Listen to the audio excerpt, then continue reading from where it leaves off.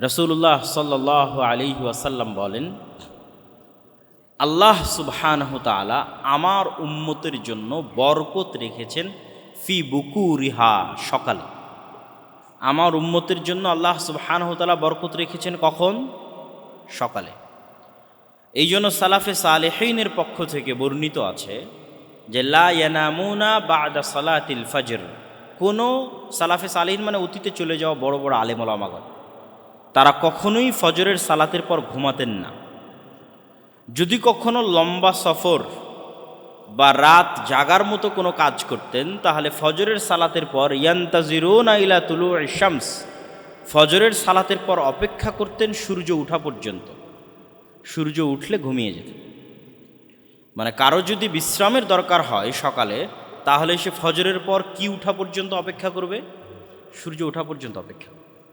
কিন্তু দেখবেন যে আমাদের লাইফস্টাইল, পুরো মুসলিম উম্মার লাইফস্টাইল চেঞ্জ হয়ে গেছে। পাশ্চাত্য বা ওয়েস্টার্ন কালচার কর্তৃক প্রভাবিত হয়ে আমরা দিন দিন এবং মোবাইলের মতো ডিভাইসের সাথে আমাদের যে অ্যাডিকশান, আসক্তি, এই আসক্তির কারণে আমরা রাতকে গভীর থেকে গভীরতর করছি। আর সকালে অবশ্যই শতভাগ ছাত্রের কত পার্সেন্ট ছাত্র সকালে ফজরের পর জেগে থাকে আল্লাহ সুবহানাহু ওয়া তাআলা ভালো জানে, বা পুরো মুসলিম উম্মার একই অবস্থা। অথচ ঘুমানোর সুন্নাতের ক্ষেত্রে রাসূলুল্লাহ সাল্লাল্লাহু আলাইহি ওয়াসাল্লাম বলেছেন যে এশার পরে কোনো কথা হবে না, এশার পরে ঘুমিয়ে যেতে হবে। আমরাও বিজ্ঞানী যারাই, যে কোনো, এখানে ডাক্তারও বক্তব্য দিয়েছেন, তাদের কাছে জিজ্ঞেস করতে পারে। যে কোনো ডাক্তারের কাছে গেলে ডাক্তারেরা আপনাকে সকাল সকাল ঘুমানোর পরামর্শ দেবে। মানুষের ঘুমের সবচেয়ে গভীর সময়টা রাত 9টা, 10টা, 11টার মধ্যেই পার হয়ে যায়, এবং ওই রাতে আগে ওঠার জন্য বলবে। আর এটি সবচেয়ে স্বাস্থ্যসম্মত। আমাদের নবী মুহাম্মদ সাল্লাল্লাহু আলাইহি ওয়াসাল্লাম এশার পরপর দ্রুত ঘুমিয়ে যেতেন, আর ওই রাতে আগে উঠতেন। আগে উঠে তাহাজ্জুদের সালাত আদায় করতেন। তাহাজ্জুদের সালাত বা রাতে উঠে সালাত 2 রাকাত হলেও মানুষের জীবনে বৈপ্লবিক পরিবর্তন ঘটাতে পারে। মানুষ যদি পৃথিবীর মহা থেকে মহা সফলতম কাজ করতে চায় এবং আল্লাহ সুবহানাহু ওয়া তাআলার রহমত এবং বরকতের সাথে করতে চায় এবং সফল হতে চায়, তাহলে সে রাতের শেষ অংশের কোনো বিকল্প নেই, যেটি আল্লাহ সুবহানাহু ওয়া তাআলা তার রাসূলকে উদ্দেশ্য করে বলেছেন যে অচিরেই আমরা আপনার প্রতি কাওলান সাকিলা, অনেক ভারী একটি কিতাব আপনার প্রতি অবতীর্ণ করব। ফাতাহাজ্জাদ বিহি নাফিলাতাল লাক, অচিরেই আল্লাহ সুবহানাহু ওয়া তাআলা আপনাকে গুরু দায়িত্ব প্রদান করবেন। ওই গুরু দায়িত্ব পালন করা যেন আপনার জন্য হালকা হয়, সহজতর হয়, এই জন্য আপনি অভ্যাসী হন রাতে সালাত আদায় করতে।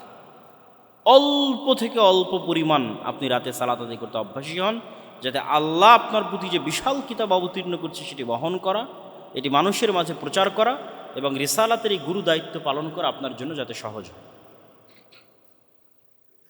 এবং বর্তমান পৃথিবীতেও যারা সাকসেসফুল, সফল মানুষ আছে, তাদের অধিকাংশের 90% অধিকাংশের আপনি ঘুম থেকে উঠার ডাটা যদি চেক করেন গুগলে সার্চ দিয়ে, যে তারা কখন ঘুম থেকে উঠে, তাহলে আপনি দেখবেন যে বেশিরভাগ আপনাদের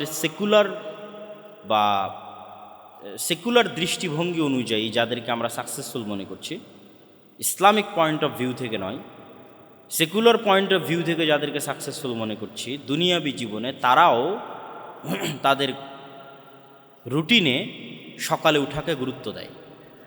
তারা সালাত আদায় করুক অথবা না করুক, ভোর 5টা, ভোর 6টা, যে যত দ্রুত সম্ভব উঠার চেষ্টা করে।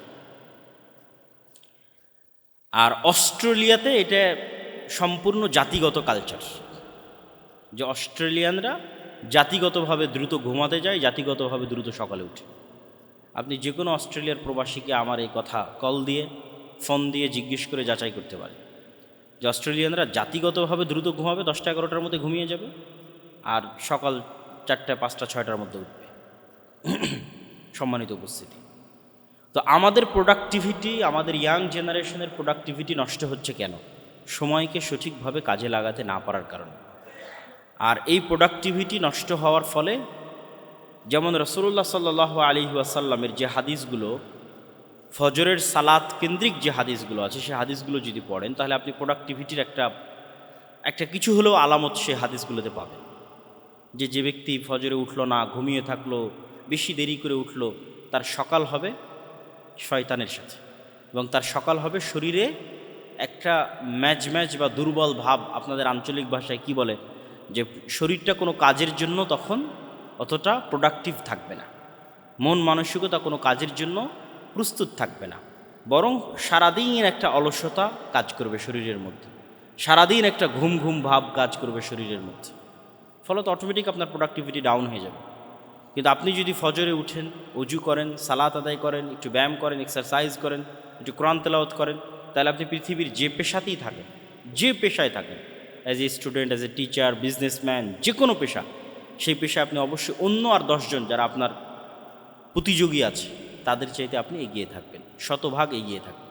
সে যদি কৃষক হয় তবুও অন্য কৃষকদের চাইতে এগিয়ে থাকবে যদি সে সকাল সকাল উঠে কাজ শুরু করে। এবং স্টুডেন্টরা তাদের লাইফে এটি পরীক্ষা করে দেখতে পারে যে যেই দিন আপনি ফজরকে কাজে লাগাবেন, সকালকে কাজে লাগাবেন, সেই দিন দেখবেন যে আপনার সারাদিনের সকল কাজ মনে হবে জোহরের আগেই শেষ হয়ে গেছে। বিশেষ করে ছুটির দিনগুলোতে যদি আপনি পরীক্ষা করে দেখেন যে আজকে অনেক কাজ হাতে নিয়ে আপনি বসেছেন পড়ার টেবিলে, দেখবেন ফজরের সময় বা ফজরের আগে উঠে বসেছেন, দেখবেন জোহর হতে হতে এত বেশি পরিমাণ আপনার পড়া হয়ে গেছে, এত বেশি পরিমাণ কাজ শেষ হয়ে গেছে, যেটি আপনি ভোর 10টায় বা 11টায় বা 9টা 10টায় উঠে শুরু করলে রাত 12টা 1টা পর্যন্ত করেও শেষ করতে পারতেন না, সেটি ওই দিন জোহরের আগেই শেষ হয়ে গেছে। এটি যে কেউ তার নিজ নিজ লাইফে পরীক্ষা করতে পারে। সম্মানিত উপস্থিতি, তাহলে আমাদের সময়ের গুরুত্ব শীর্ষক এই সংক্ষিপ্ত আলোচনার যে সামারি বা সারমর্ম যদি আমরা দাঁড় করাই, সেটি হচ্ছে আমাদের জীবনের অপর নাম সময়। প্রত্যেক মানুষ সময় নষ্ট করে, তবে তারাই সময় নষ্ট করে না যারা এই সময়কে কাজে লাগায়, এবং কিয়ামতের মাঠে কাজে লাগানো সৎ আমল যারা করবে ততটুকুই কাউন্ট হবে, সেটি 1 মাস 1 বছর 2 বছর হতে পারে। সুতরাং আমরা কতটুকু কাজে লাগাচ্ছি, আমাদের সময়কে কতটুকু প্রোডাক্টিভ ওয়েতে ইউজ করতেছি, সেটি আমাদের উপর আল্লাহ সুবহানাহু ওয়া তাআলার পক্ষ থেকে অনেক বড় একটি আমানত, জিম্মেদারি এবং দায়িত্ব। আমাদের বহু সালাফে সালেহিন সময়কে গুরুত্ব দিয়েছেন, গুরুত্ব দেওয়ার কারণে তারা সময়ে বরকত পেয়েছেন। সময়ের বরকত কিন্তু ভিন্ন জিনিস। যেমন ইমাম তবারি, একজনের নাম বলি, ইমাম তবারি রাহেমাহুল্লাহ, যার তাফসিরে তাবারি আছে, যার তারিখ আর তাবারি আছে, তার যত লিখিত গ্রন্থ আছে আপনি যদি এখন জমা করেন তো আপনার ব্রেন এটা ধরবে না, যে ব্রেন কাজ করবে না যে ওনার লাইফকে যদি আপনি ওনার বইয়ের পাতা অনুযায়ী ভাগ দেন, একদম জন্মের পর থেকে ধরেও যদি উনি যত পৃষ্ঠা লিখেছে অত পৃষ্ঠাকে ওনার লাইফের প্রতিটা দিন অনুযায়ী ভাগ দেন, তবুও দিনে যত পৃষ্ঠা পড়ে মানুষ সকল কাজ বাদ দিয়ে, খাওয়া দাওয়া, নামাজ কালাম সব কিছু বাদ দিয়েও যদি লেখে তবুও লিখতে পারবে না। এটা একজন ইমামের নাম বললাম, তার বই প্রকাশ করা একক একজন লাইব্রেরির পক্ষেও হিমশিম খেতে হবে, যে তার সকল বই একক একজন লাইব্রেরির মালিক প্রকাশ করবে। 300 থেকে 350 বইয়ের লেখক তিনি। তাহলে কিভাবে তিনি সময়কে কাজে লাগাতেন, তার সময় কিভাবে কাজে লাগত, কিভাবে তিনি সময়ের বরকত পেয়েছেন। আমাদের নবী মুহাম্মদ সাল্লাল্লাহু আলাইহি ওয়াসাল্লাম তার 23 বছরের জীবনে কিন্তু পরিপূর্ণ বরকতে পরিপূর্ণ। পৃথিবীর ইতিহাসে এত অল্প সময়ের মধ্যে এত বিশাল বিপ্লব কেউ সাধিত করতে পারে, এবং এত প্রভাব বিস্তারকারী বিপ্লব যে পৃথিবীতে এত দীর্ঘকালব্যাপী এতটা প্রভাব ধরে রাখবে, অথচ মাত্র সময় মাত্র 23 বছর। তো সময়ের বরকত সম্পূর্ণরূপে ভিন্ন জিনিস। এই সময়ের বরকতটা পেতে হলে আপনাকে টাইম ম্যানেজমেন্ট করা শিখতে হবে। আর টাইম ম্যানেজমেন্টের জন্য 5 ওয়াক্ত সালাতের বিকল্প পৃথিবীতে নাই। যে টাইম ম্যানেজমেন্টের যত টাস্ক, যত টুলস, যত পদ্ধতি, যত ওয়ে যাই বলেন না কেন, 1 নম্বরে থাকবে 5 ওয়াক্ত সালাত, যদি কেউ প্রপারলি সেটিকে প্রয়োগ করতে পারে। প্রত্যেক ওয়াক্তের সালাত আপনার জন্য একটা রিমাইন্ডার হিসেবে কাজ করবে। আপনি হয়তো ক্রামবোর্ড খেলায় ব্যস্ত আছেন, হয়তো কোনো একটা দেখা যাচ্ছে বাংলাদেশ ক্রিকেট বা এরকম কোনো একটা ফুটবল খেলা হয়তো দেখছেন, কিন্তু আপনি সালাতকে টপ প্রায়োরিটি দেন। যদি এই কাজগুলো ঠিক না, কিন্তু দেখবেন ওই যে সালাতের জন্য আপনি উঠে গেলেন, সালাতটা না থাকলে আপনি এটা ঘন্টার পর ঘন্টা দেখতেই থাকবেন। হয়তো নেটফ্লিক্সে কোনো মুভি দেখছেন, ঘন্টার পর ঘন্টা দেখতেই থাকছেন, সময় নষ্ট হয়ে যাচ্ছে, আপনি বুঝতে পারছেন। কিন্তু সালাদকে যদি টপ প্রায়োরিটি দেন, তাহলে প্রত্যেক ওয়াক্ত সালাত আপনার জন্য রিমাইন্ডার যে আমি এতক্ষণ কী করছিলাম, এখন কি করব। এই প্রশ্নটা করার অন্তত সময় এবং সুযোগ আপনি নিজেকে পাবেন। শয়তান কিন্তু চায় যে আপনি যেন কখনোই নিজেকে এই প্রশ্নটা করার সুযোগ না পান।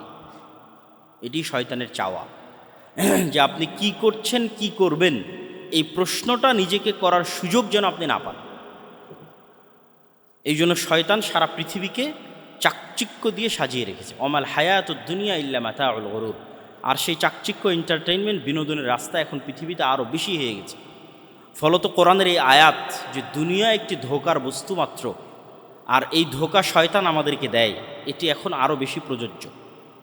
যেটি কোরআনের অন্য আয়াত দিয়ে আরও স্পষ্ট হয় যে আলহাকুমুত তাকাসুর হাত্তা যুরতুমুল মাকাবির। পৃথিবীর এই চাকচিক্য সৌন্দর্য তোমাদেরকে এমনভাবে পাগল বানিয়ে রাখবে যে তোমরা যে মারা যাবে এই কথাটা তোমরা ভুলে যাবে। এবং আমরা অধিকাংশ মানুষই ভুলে থাকি যে আমরা মৃত্যুবরণ করব। কেন? এই পৃথিবীর চাকচিক্য আমাদেরকে এমনভাবে নেশাগ্রস্ত করেছে যে আমাদের এটি স্মরণ করার মতো সময় নাই যে আমরা মারা যাব। তাহলে কখন আমরা এটি স্মরণ করতে পারবো? যখন আমরা কবরে যাব। হাত্তা যুরতুমুল মাকাবির। নিজে যখন কবরে যাব তখন আমার মনে হবে যে আমি সময় নষ্ট করেছি। নিজে যখন কবরে যাব, নিজে কবরে যাওয়ার আগ পর্যন্ত মৃত্যুর মতো সত্য বাস্তবতাকে মানুষ ভুলে থাকে। কে ভুলে রাখে? শয়তান ভুলিয়ে রাখে।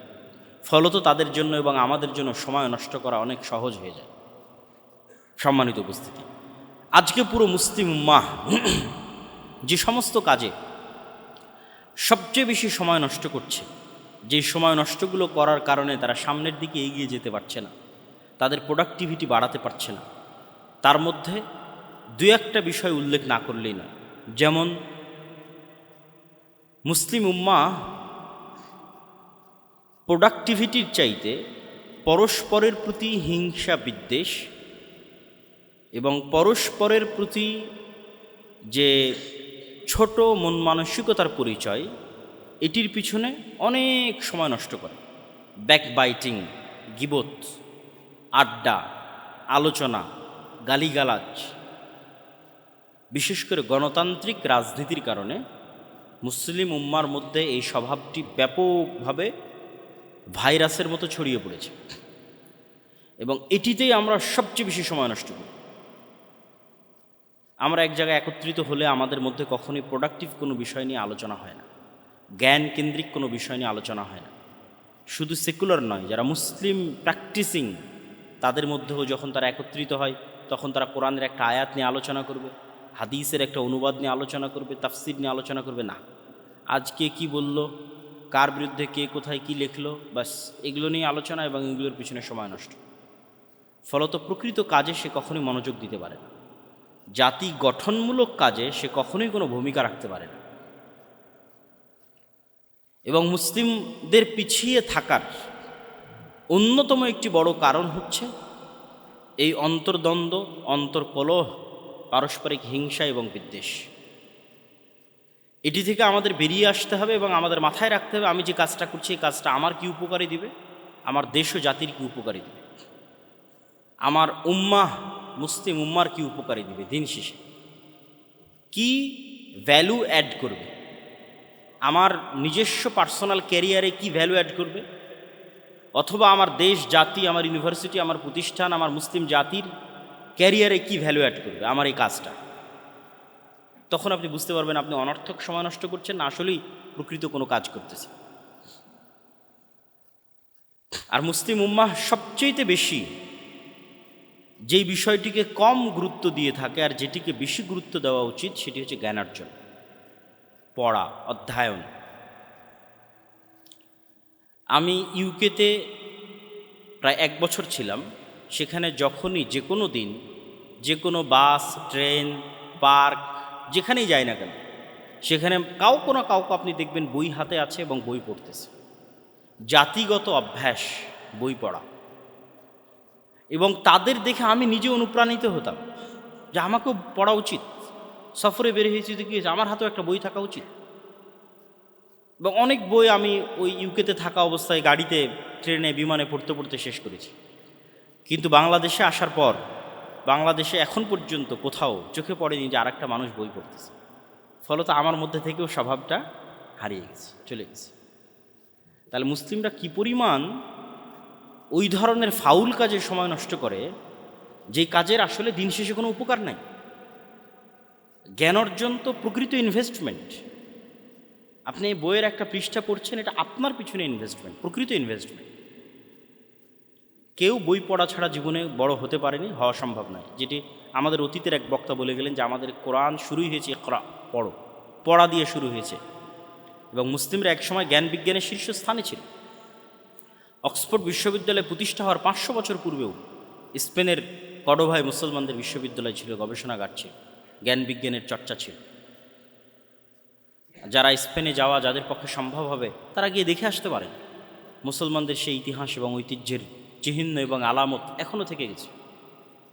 বাগদাদে বাইতুল হিকমার সেই লাইব্রেরি, জ্ঞান বিজ্ঞান চর্চার সেই লাইব্রেরি মুসলমানদের অতীত ঐতিহ্যের প্রমাণ বহন করে। কিন্তু মুসলমানেরা সেই জ্ঞান চর্চা হারিয়ে ফেলেছে এবং এমন সব অনর্থক কাজে লিপ্ত হয়েছে যেই প্রত্যেকটা কাজ সময় নষ্ট। বলে আসর ইন্নাল ইনসান লাফি খুসর, যে প্রত্যেক মানুষ সময় নষ্ট করতেছে। আমরা মুসলিমরা এই যুগে সবচেয়ে বেশি সময় নষ্ট করতেছি, ফলত আমরা পৃথিবীতে সবচেয়ে পিছিয়ে। কিন্তু আমাদের অতীত সালাফে সালেহিন তারা সময় নষ্ট করেননি। এখন যারা জ্ঞান বিজ্ঞানে এগিয়েছে তাদের মধ্যে আর আমাদের মধ্যে একটা পার্থক্যের কারণে, যারা এখন জ্ঞান বিজ্ঞানে এগিয়ে আছে তারা আমাদের জন্য কল্যাণকামী হতে পারছে না। কিন্তু মুসলিমরা যখন জ্ঞান বিজ্ঞানে এগিয়েছিল তখন তারা কল্যাণকামী ছিল। আপনি মুসলিমদের হিস্ট্রিতে কখনো পাবেন না যে কর্ডোভায় অথবা গ্রানাডায় অথবা বাগদাদে কখনো জ্ঞান জাত পাত কালার ভেদে বিতরণ করা হয়েছে, যে তুমি মুসলিম না সুতরাং তুমি জ্ঞান অর্জন করতে পারবে না, এটা পাবেন না। সেকেন্ড, আরেকটা জিনিস পাবেন না যে ঠিক আছে তুমি জ্ঞান অর্জন করতে চাও, টাকা দাও, এইটা পাবেন না। মুসলমানেরা জ্ঞানকে মনে করেছে সাদাকায়ে জারিয়া, আসলেই এটি সাদাকায়ে জারিয়া। এই জন্য মুসলমানেরা সাদাকায়ে জারিয়ার মতো জ্ঞান বিতরণ করেছে। ইউরোপ থেকে জ্ঞান শিখে তারা ইউরোপকে উন্নত করেছে। এটি অবাস্তব কিছু না। স্পেনের সীমানা ফ্রান্সের সাথে কানেক্টেড। মুসলমানদের যে বিজয় অভিযান, সেই বিজয় অভিযান স্পেন এবং ফ্রান্সের মধ্যে সীমানা হিসেবে ব্যবহৃত হওয়া যে পাহাড়ের যে শ্রেণী আছে, পাহাড়ের যে পর্বতমালা আছে, সেই পর্যন্ত গিয়ে শেষ হয়ে গেছে। ওই পর্বতমালা পর্যন্ত মুসলমানেরা অভিযান নিয়ে গেছিল, কিন্তু শীতকাল হওয়ায়, বরফ আচ্ছাদিত অঞ্চল হওয়ায়, আর মুসলমানেরা শীতের সাথে ঠান্ডার সাথে পরিচিত না হওয়ায় সেই যুদ্ধে পরাজয় হয়। এই জন্য অদ্যবধি এখন পর্যন্ত যে সমস্ত অঞ্চলে শীত বেশি ওই সমস্ত অঞ্চলে মুসলমান কম। কেননা ইসলামের যেখানে উত্থান হয়েছে সেটি শীতপ্রবণ অঞ্চল ছিল না, গরম প্রবণ অঞ্চল। ফলত মুসলমানরা ওই সমস্ত জায়গায় দ্রুত বিজয় করতে পেরেছে যেগুলো তাদের আবহাওয়ার সাথে বেশি কানেক্টিং ছিল, তাদের আবহাওয়ার সাথে বেশি সুইটেবল ছিল, ওগুলোই তারা বেশি বিজয় করতে পেরেছে। তো ওই স্পেনের সীমানার সাথে ফ্রান্সের সীমানা কানেক্টেড। তো স্পেনে যখন মুসলমানেরা জ্ঞান বিজ্ঞানের কেন্দ্র, তখন শতভাগ ফ্রান্স ইতালি থেকে মানুষজন ওখানে এসেছে, এসে জ্ঞান শিখে গেছে। এটি ভূ রাজনৈতিকভাবেও প্রমাণিত। কিন্তু এখন যাদের কাছে জ্ঞান বিজ্ঞান আছে তারা বলতেছে তুমি শিখতে চাও, টাকা দিতে হবে। আপনি ইউরোপের একটা বিশ্ববিদ্যালয়ে 1 বছরের একটা মাস্টার্স কোর্স যদি স্কলারশিপ না পান কত টাকা লাগে আপনি দেখতে পারেন কত লাগে।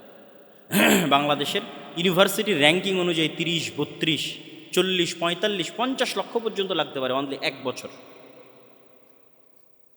1 বছরের জন্য আপনি তাদের কাছে শিখতে যাবেন, এত টাকা আপনাকে পে করতে হবে। তাহলে কি পরিমাণ নলেজকে তারা কুক্ষিগত করে রেখেছে। মুসলমানদের কাছে যখন নলেজ ছিল তারা এটি কুক্ষিগত করেনি, তারা এটি পৃথিবীকে সাদাকায়ে জারিয়া হিসেবে বিতরণ করেছে। তো আমরা যেটি বলছিলাম, তো এই কুক্ষিগত করার পিছনের আমাদেরও দায় আছে। কেন? আমরা হচ্ছে সময় নষ্ট করি। আমরা মুসলমানেরা আমাদের সময়কে প্রোডাক্টিভ ওয়েতে কাজে লাগাই না, কিন্তু তারা লাগায়। আপনি যদি কাউকে দেখে শিক্ষা না পান তাহলে অবশ্যই ইহুদিদেরকে দেখে আপনি শিক্ষা নিতে পারেন। আমি প্রায় বক্তব্যে ইহুদিদের কথা বলি, তার মানে আমি ইহুদিদের প্রশংসা করছি না। ইহুদিদেরকে আল্লাহ সুবহানাহু ওয়া তাআলা কোরআন মাজিদে বলেছেন তারা অভিশপ্ত জাতি। কতটা জঘন্য নিকৃষ্ট জাতি হলে বাশার আল আসাদ পালিয়ে যাওয়ার পর এখন পর্যন্ত 500টার মতো স্থাপনা ইসরায়েল হামলা চালিয়েছে। পৃথিবীর কারো অনুমতি লাগেনি। পৃথিবীর কাউকে জিজ্ঞাসা করা লাগেনি। তাহলে দুনিয়াকে তারা কি পরিমাণ মগের মুল্লুক মনে করে যে অন্য একটা দেশের সীমানায় without any question, without any permission, না জাতিসংঘ না আমেরিকা, গত 24 ঘন্টায় 500-র অধিক স্থাপনায় হামলা চালিয়েছে। কি পরিমাণ উগ্র এবং কি পরিমাণ অভিশপ্ত হলে এটি হতে পারে। কিন্তু তাদের প্রশংসা করছি বা তাদের কাছে শিখার কথা বলছি কোন জায়গায়, যে পৃথিবীর বাস্তব রহস্য খ্রিস্টানরাও জানে না। এই জন্য আপনি খ্রিস্টানদেরকে পাবেও যেতে দেখবেন, বারেও যেতে দেখবেন। পাবে গিয়ে জুয়া খেলবে, বারে গিয়ে মদ পান করবে, 1 সপ্তাহে যা ইনকাম করবে 2 দিনের উইকেন্ডে তা শেষ করে দিবে গার্লফ্রেন্ডের পিছনে বা আর যে কারো পিছনে। মানে তাদের কাছে পৃথিবীর বাস্তবতা সম্পর্কে তারা অজ্ঞ। এই জন্য আল্লাহ তাদেরকে বলেছে ওয়ালাদ্দাল্লিন। ফলত আপনি তাদের সাথে উঠা বসা করলে আপনি কিছুই প্রশ্নবিদ্ধ হবেন না। আপনার মনে হবে যে আমি তো যেমন লাইফ লিড করছি সেও তো তেমন লাইফ লিড করছে। বাট যখন আপনি একটা ইহুদির কাছে যাবেন, আপনার হালালের বিধিবিধানের চেয়ে তোর হালালের বিধিবিধান কঠোর। ও আপনার দেওয়া খাবারও খাবে না, বলবে এটা হালাল না। কী পরিমাণ ওর দিনকে কঠোরভাবে মানতে পারে আপনি একটা ইহুদির সাথে না মিশলে বুঝবেন না। আপনি দাড়ি রাখতে হেজিটেট ফিল করেন, ও চুল পরিমাণ হেজিটেট ফিল করেন। ভাই যে গত 24 ঘন্টায় 500টা জায়গায় বম মারতে হেজিটেট করেনি, ও দাড়ি রাখতে হেজিটেট করবে, চুল পরিমাণ হেজিটেট করে। কিন্তু আপনি দাঁড়িয়ে রাখলে আমাকে মনে হয় জঙ্গি বলবে, সন্ত্রাসী বলবে। তাহলে কী পরিমাণ হীনম্মনতায় ভুগে মুসলিম উম্মাহ আপনি কল্পনা করতে পারবেন না একটা ইহুদির সাথে যখন মিশবেন, যে সে কী পরিমাণ কট্টর হতে পারে, কী পরিমাণ অ্যাগ্রেসিভ হতে পারে তার নিজের দিনের উপর, তার নিজের বিশ্বাসের উপর। এবং ওর কাছে পৃথিবীর বাস্তবতা ভিন্ন। ওই আর একটা খ্রিস্টানদের মতো না যে খাবো দাবো ফুর্তি করবো শেষ করবো, এটা না। নির্দিষ্ট একটা লক্ষ্য আছে, নির্দিষ্ট একটা উদ্দেশ্য আছে। পৃথিবী জয় করতে হবে, পৃথিবী শাসন করতে হবে। আমরা একমাত্র পৃথিবীর প্রভু, আমরা হচ্ছে চোজেন বাই দ্য গড, আল্লাহ কর্তৃক বাছাই করি, তো বাকি সব আমাদের গোলাম। নাউজুবিল্লাহ মিন যালিক। এই জন্য বাকি কাউকে হত্যা করা গুনাহ মনে করে না। তো কিন্তু ওদের কাছে গেলে আপনি ধাক্কা খাবেন। ইহুদিদের কাছে গেলে আপনার মনে প্রশ্ন আসবে যে সারা পৃথিবী থেকে আমাকে শেখানো হলো যে আমার সন্তান হতে হবে, ছেলে হোক মেয়ে হোক 2টি, কিন্তু প্রত্যেকটা ইহুদির কেন 7টা 8টা 10টা করে সন্তান? প্রশ্নবিদ্ধ হবেন, আরও বহু ধাপে ধাপে প্রশ্নবিদ্ধ হবে। সারা পৃথিবীর প্রত্যেকটা স্কুলে, এমনকি ইংল্যান্ডের প্রত্যেকটা স্কুলে LGBTQ শেখানোর জন্য সিলেবাস দেওয়া আছে, অর্থ ব্যয় করা হচ্ছে, কিন্তু কোনো ইহুদি স্কুলে LGBTQ নাই। কেন নাই? সারা পৃথিবীতে তারা সুদি কারবার করতেছে, তারা নিজেরা নিজেদের মধ্যে কেন সুদি লেনদেন করে না? এরকম অসংখ্য প্রশ্ন আপনি পাবেন যখন তাদের সাথে আপনি উঠা বসা। তখন আপনি বুঝতে পারবেন যে কেন আপনাকে আপনার দিনের উপর কট্টর হতে হবে। মুসলমানরা যদি বেশি সেকুলার হতে চায়, এখন যে পরিমাণ যে সেকুলার দেখায় নিজেদেরকে, যে আমরা অনেক উদার, আমার এক গালে মারলে আমরা আর এক গাল পেতে দেই, ঠিক আছে ভাই এ গালও একটু মেরে নেন, এইটা দিয়ে